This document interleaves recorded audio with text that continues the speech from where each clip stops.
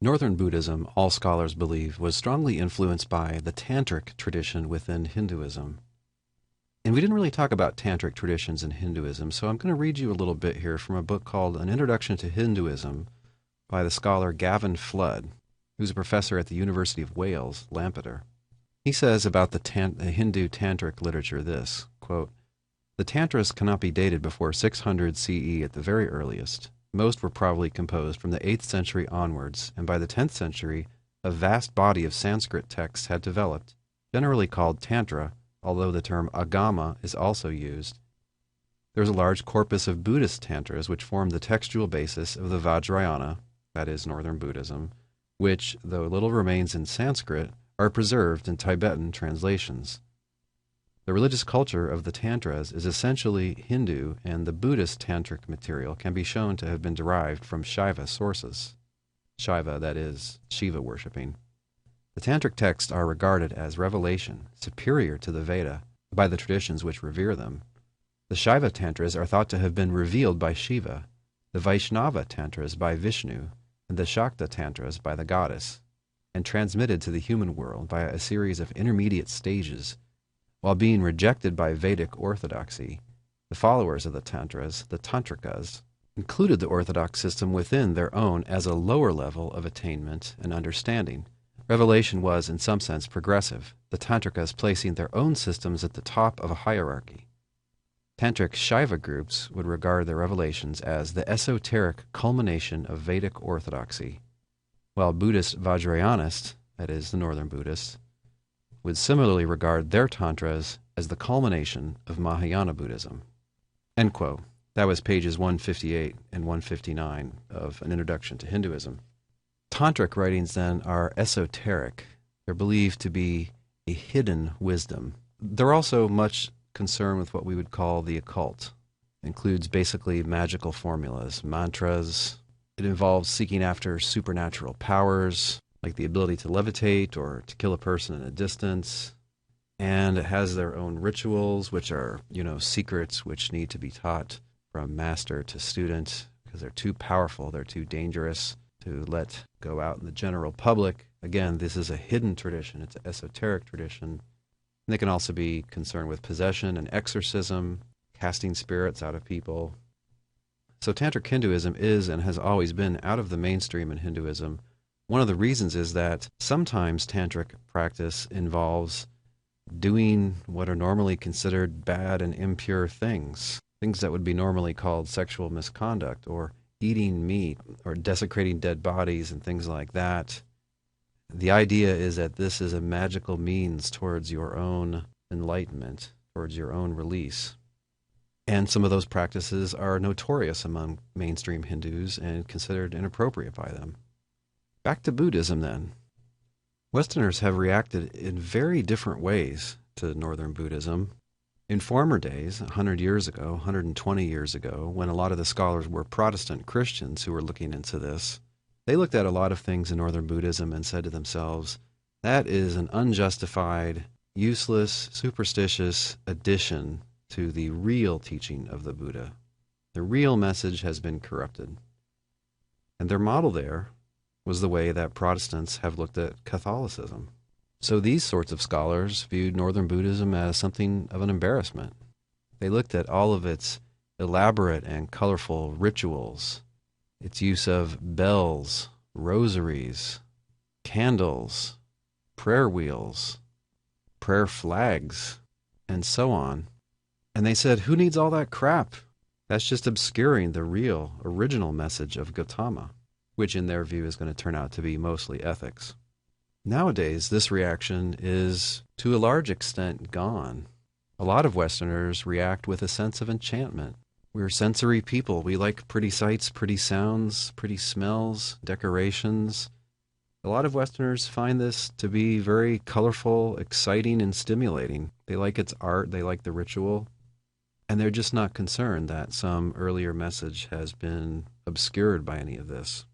So the pendulum has swung really hard, and if you look at older material, you'll find the first reaction, and anything in the last 20, 30 years, you're more likely to run across the reaction of enchantment. Just something to know. Distinctive practice of Northern Buddhism are the three means. The first of these are mudras. Mudras are symbolic gestures, generally made with the hands and fingers. They can also be bodily movements and postures. Mantras are powerful words and phrases. Sometimes they're phrases and words that have a meaning, and sometimes they're just sounds. But if they're mantras, it's considered that saying them has some special power, some positive effect. One famous mantra in Tibetan Buddhism and in Mahayana is Om Mani Padme Hum, which is usually translated as Om, that's the sacred sound from Hinduism, Om, the jewel in the lotus, Hum. In one interpretation, the jewel is the enlightened mind, and the lotus is human consciousness. But in any case, with a mantra, it's the sound and not the meaning that matters. Not that you have to say them, they also inscribe these on flags, and it's thought that the flapping of the flag is kind of putting the mantra out there. And they're also put on what are called prayer wheels. The prayer wheel is a cylinder with a mantra written on the outside of it, and the worshiper walks past and gives it a spin with their hands, and that's kind of thought to be equivalent to saying the mantra a bunch of times. The third M, the third means, is a mandala. A mandala is essentially a chart or a diagram, and the point is that it's supposed to help devotees acquire a kind of mystical union with some particular bodhisattva. Tibetan monks are known for their mandalas. Here you see a couple of them constructing one. It's interesting that they make it out of grains of sand. Those are all just different colored grains of sand. And when the festival or the event is over, they just sweep it up and it just goes away. Kind of illustration of the doctrine of impermanence.